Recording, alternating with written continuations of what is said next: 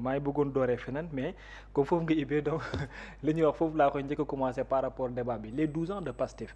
12 ans de Pastef 10 ans la ñu def les 2 ans ñu nekk au pouvoir donc lan nga ñu mën a defal comme jàngat ci Pastef comme parti politique est-ce que am na loo xam ne mënees na jàpp na lu ko différencier avec les autres partis politiques ndax réussite am également aussi ci ni mu buubee identité bi mu am mooy diaspora jeunesse peut-être ak benn intellectuel ak yenn intellectuels yi.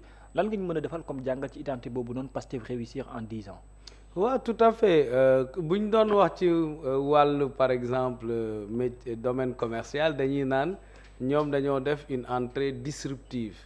mooy nga ñëw fekk benn environnement fekk fii ay partis classiques.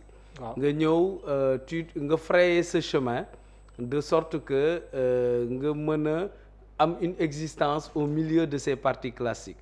Donc loolu mooy da nga andi nouveauté andi benn genre rupture dans la façon de faire la politique quand même lu ñu war a saluer la parce que Pastef ñëwul di def politiku xaalis. li ñu xamoon bu njëkk dans les partis classiques donc ñu andi discours bu bees aussi discours rupture jeunesse bi sentir boppam ci discours bi le leader Ousmane Sonko incarné ko avec beaucoup d'honnêteté beaucoup de franc-parler ak nekkul dans la diplomatie classique bi ñu xam. loolu nekk discours bu séduire beaucoup de Sénégalais surtout ñu nekk ci diaspora bi man nekkoon naa ci diaspora bi à une époque. Et donc je sais que boo nekkee ci diaspora bi da ngay am envie sa dëkk changer. donc bu amee kenn ko apporter ce discours de changement de rupture par rapport à la pratique politique. bon naturellement adhésion bi day am doole. et donc ñoom it depuis bu ñu accès nag sur le landerneau politique maa ngi suivre ce matin seen discussion. ak le journaliste qui était là. man bokk naa ci ñu suivre les débuts du président Ousmane Sonko. souvent 2S lañ ko daan gis muy présenter tu sentais que il apportait de la nouveauté. et puis à l'époque il avait commencé à émettre yenn sujets yi sur la table sur le pétrole le gaz. sur nos ressources naturelles. et effectivement mu doonoon discours bu bees mu commencé woon di dénoncer aussi beaucoup de choses des pratiques yu ñu doon gis dans l'administration en tant que syndicaliste effectivement xamoon na lu bëri lu xewoon ci administration mu ko doon dénoncer affaire impôts yi et cetera donc vraiment ñoom dañoo juddu rek commencer élever le débat public et donc c'est normal ñu am ascension bii nii parce que dafa coïncider aussi à une aspiration des Sénégalais au changement. et man souvent li may wax fenn laa leen di santé c'est de nous avoir débarrassé du régime de Macky Sall parce que ñun essayé woon nañ ko ci côté bu ñu nekkoon ñu gàllankoor ñu Karim Wade essayé woon ñu gàllankoor ko effectivement mais bi président Ousmane Sonko ñëwee xam ne bu deful ndànk fa ñu jaarale ñaar yooyu lañ koy jaarale mu inventé combat bu nouveau vraiment et peut-être dinañ ci xuus sax loolu peut-être moo ñu andil contexte bi nga xam ne dem na moom ba trouver une solution de contournement pour bañ gàllankoor bi ko président Macky Sall doon waaj a gàllankoor donc loolu nag mu nekk lutte bu intelligente bon benn moment bu demander énormément de sacrifices les grèves de la faim gis nañ ko fii les emprisonnements et cetera ñu vivre des moments très difficiles et donc aujourd'hui s'ils sont à la tête du pouvoir de l'exécutif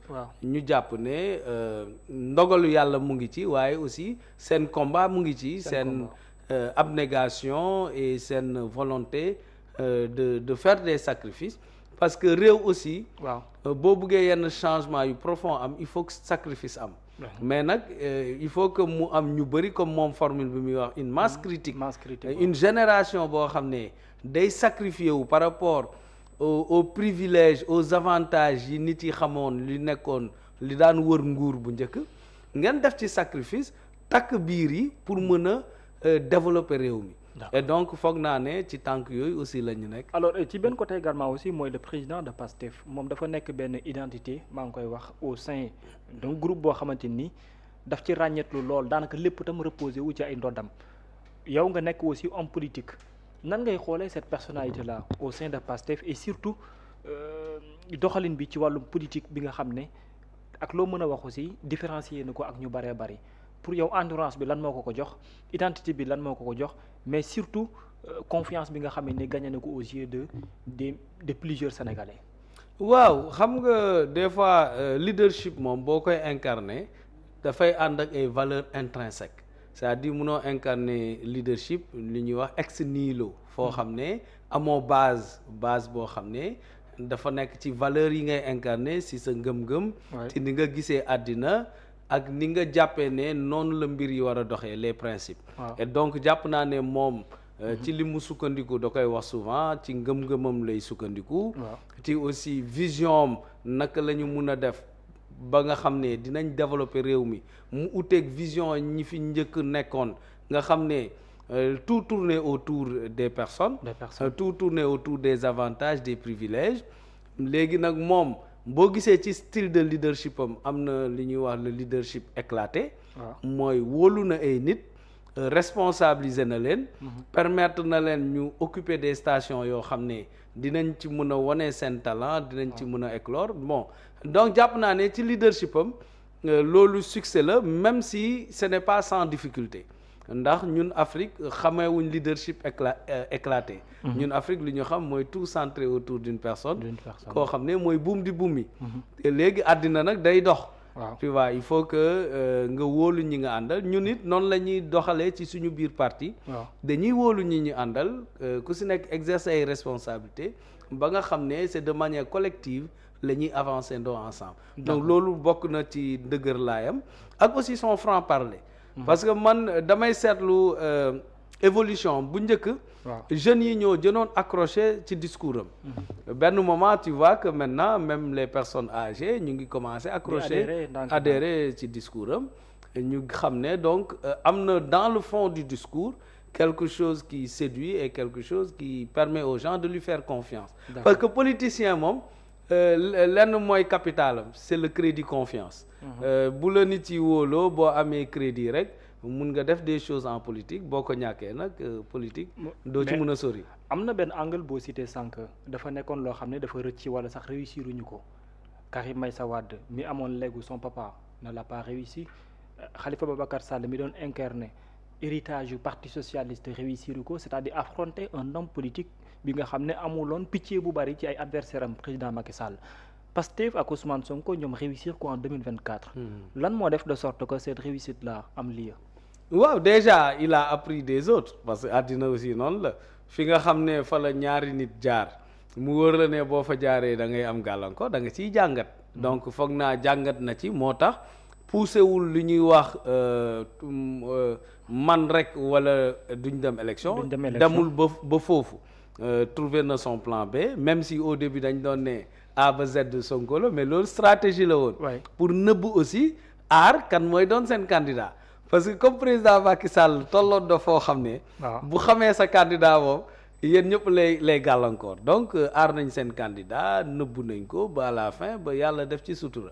et donc dans la stratégie il a appris de ses prédécesseurs qui n'ont pas aussi manqué de comment dirais-je prédécesseurs am it aussi demoon nañ jusqu'au bout mais xam nga souvent rejet élection yi. période bi ñu koy defee c'est difficile nga am plan B. boo fekkee da nga dem ci logique jusqu'au bout di déposer sa candidature donc heureusement moom en avance préparé woon na plan B am moo taxoon nga gis ñu bëri retirer fiche de parrainage. ñu bëri déposer ndo comme ça il a brouillé un peu. mais d'accord mais à l'époque yaa ngi woon auprès de Khalifa Sall. oui tout à fait lan moo defoon l'échec de Khalifa à l'époque de faire face de pouvoir être candidat te mujj ko réussir lan la. waaw je pense que nag. à juste titre à juste raison jàppoon na ne candidature am day jàll à juste raison parce que yéen a ngi fàttaliku demoon nañu ba si rabat d'arrêt bi après di ci commencé daal ndax rabat d'arrêt bi ndax day tax procédure bi yem foofu ou pas instant biñ ko déposé donc président Macky Sall dafa vraiment moo tax foofu suñu justice war nañ ko xool souvent dañuy naan waaw dañuy wóolu suñu justice mais am na décision yoo xam ne wóor na la ne ça a été téléguidé parce que koo xam ne amagul condamnation définitive nga tere ko bokk ci élection. waaw créer ay lois yu bees parce que article L57 boobu. des lois taillées sur mesure. taillées sur mesure pour empêcher des gens d'être candidats. moo tax révision bi ñu war a def ni c'est important ñu andiwaat code électoral bi tout loi yi nga xam ne c'était liberticide yi doon tere nit yi doon candidat parce que nag président Macky Sall rek. ci ancien président yëpp moom rek moo fi ñëw di tere nit doon candidat sur la base de la loi des articles de loi. moom moo créé loolu. et donc il faut que ces injustices ñu dindi ko pour que coowu diw dina nekk candidat du mënatul nekk candidat vraiment Sénégal